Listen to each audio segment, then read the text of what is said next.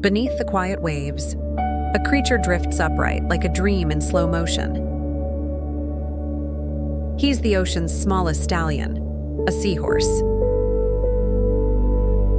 But in this family, it's the male who carries life.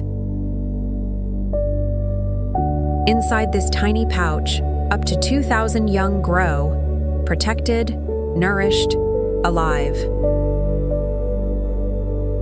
He carries them for weeks, until the sea itself tells him, it's time. With the rhythm of waves, he gives birth, hundreds of lives released into the blue.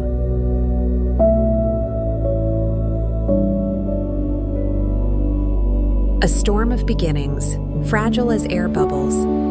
Each newborn is barely the size of a grain of rice. Most will vanish, but some will dance again with the tide.